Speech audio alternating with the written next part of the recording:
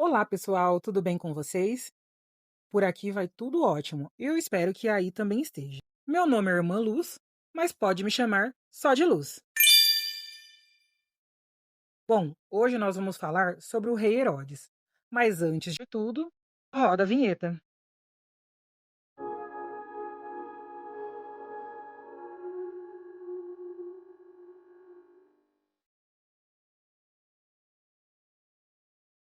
Nascido em Edom, irmão de Salomé, Fazael, Ferorás e Joseph, e casado com Mariana, Herodes foi o rei da Judéia entre os anos 40 e ano 4 a.C.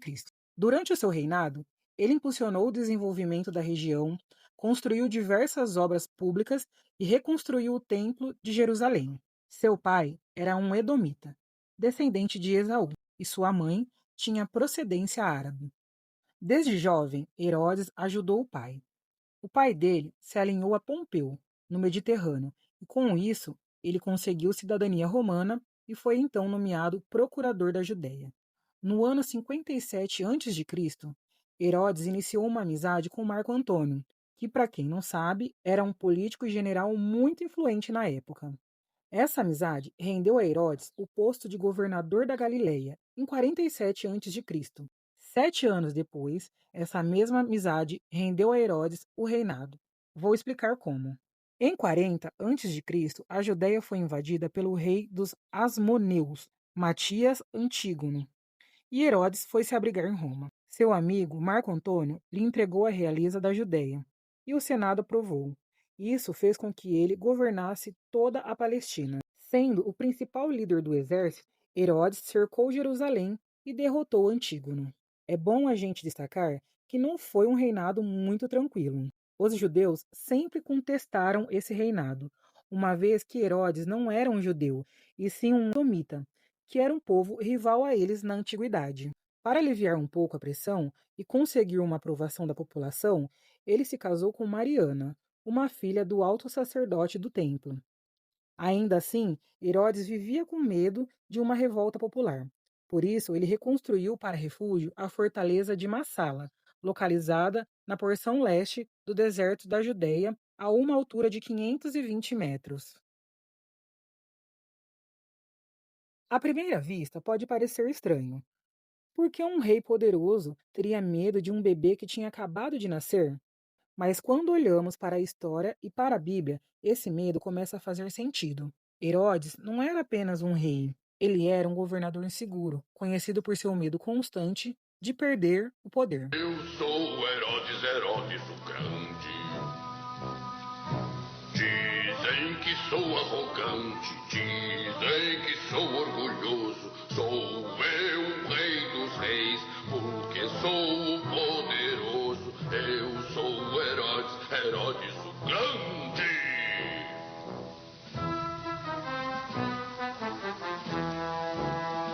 Historicamente, Herodes mandou matar membros da própria família, com medo de supostas traições. Ele mandou dar fim à vida de Mariane, que era sua esposa favorita, pois cismou que ela era adúltera.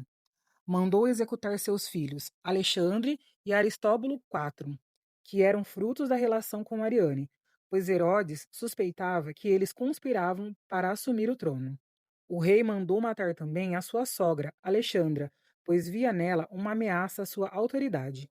Além dessas pessoas, ele mandou dar cabo de outras também, a maioria parentes diretos de sua primeira esposa, para proteger o seu reinado. Isso mostra que ele via qualquer possível ameaça como algo que precisava ser eliminado. Quando os magos do Oriente chegam a Jerusalém perguntando: onde está o rei dos judeus que acabara de nascer? Herodes não escuta isso como uma boa notícia. Muito pelo contrário, ele vê uma ameaça real ao seu reinado. A Bíblia diz que Herodes ficou perturbado e com ele toda Jerusalém, porque naquele tempo a ideia de um novo rei significava instabilidade, mudança e possível perda de poder. Mais ou menos o que acontece com a gente em época de eleições. Mudanças de presidente costumam sempre mexer com as nossas emoções e com as ações do mercado. Voltando a Herodes, além dessas mudanças que um novo rei apresentava, havia a expectativa messiânica. Muitos judeus aguardavam a vinda de um Messias, alguém que libertaria o povo. Mesmo sem compreender plenamente quem Jesus era, Herodes entendeu uma coisa: aquele bebê representava algo que ele não podia controlar. O medo de Herodes não era de um bebê indefeso, mas do que aquele nascimento simbolizava. Um reinado que não vinha de força, da violência ou do medo, mas de Deus. E é justamente por isso que Herodes reage com violência, tentando eliminar uma ameaça que, na verdade, nunca foi política, mas espiritual. E é exatamente esse medo que nos leva a um dos episódios mais duros do Evangelho. Já contei uma parte dessa história no vídeo anterior. Se você não assistiu, assim que terminar esse, dá uma passadinha lá. Mas voltando, quando Herodes percebe que os magos não voltariam para lhe dar informações, a Bíblia diz que ele ficou furioso. No Evangelho de Mateus, capítulo 2, versículo 16 a 18, lemos que Herodes ordenou a morte de todos os meninos de 2 anos para baixo em Belém e em toda a região ao redor.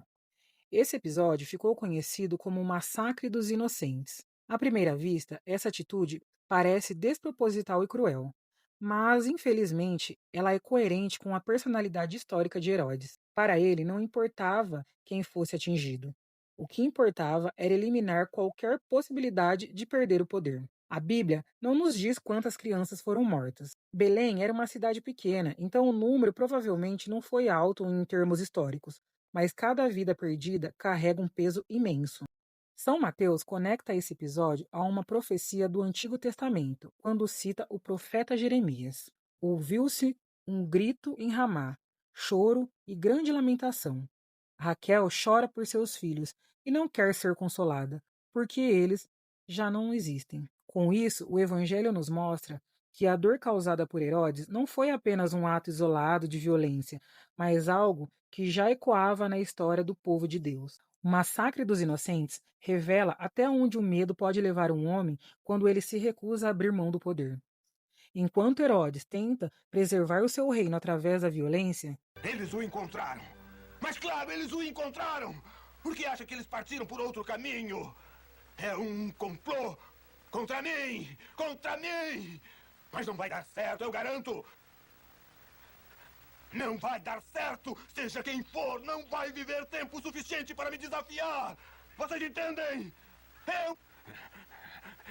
Esse menino, em Belém, deve morrer! Matem-no! Matem-no! Deus age de forma completamente diferente, protegendo o menino Jesus, conduzindo José, Maria e o próprio Jesus ao Egito. A história deixa claro o contraste entre um rei que mata para continuar reinando e um Deus que salva mesmo em meio à perseguição. E esse episódio nos prepara para compreender algo fundamental. Desde o início, a vida de Jesus esteve marcada pela rejeição, mas também pela fidelidade de Deus, que jamais abandona os seus. Quando olhamos para essa história, é impossível não trazer essa reflexão para os dias de hoje. Herodes representa o medo de perder o controle, o apego ao poder, a necessidade de se manter acima dos outros a qualquer custo. Herodes mata para continuar reinando. Já Jesus, desde o início de sua vida, não impõe medo, não usa violência, não governa pelo poder. Jesus reina servindo. Enquanto Herodes elimina quem ameaça o seu trono, Jesus acolhe, salva e transforma vidas. E essa história não fala apenas de um rei do passado, ela fala de escolha que nós fazemos todos os dias. Quando agimos por medo, quando machucamos para não perder espaço, quando pisamos em alguém para nos manter no controle, nós nos aproximamos de Herodes, mas quando escolhemos o amor, a humildade, o serviço, o perdão, nós nos aproximamos de Jesus. A grande pergunta que essa história nos deixa é: quem nós estamos escolhendo ser? Mais parecidos com o rei que governou pelo medo ou com o rei que reina pelo amor? No fim, a decisão é nossa, e cabe a cada um escolher ser mais parecido com Herodes ou mais parecido com Jesus. E esse foi o vídeo de hoje. Espero que você tenha gostado. Um beijo de luz da Irmã Luz.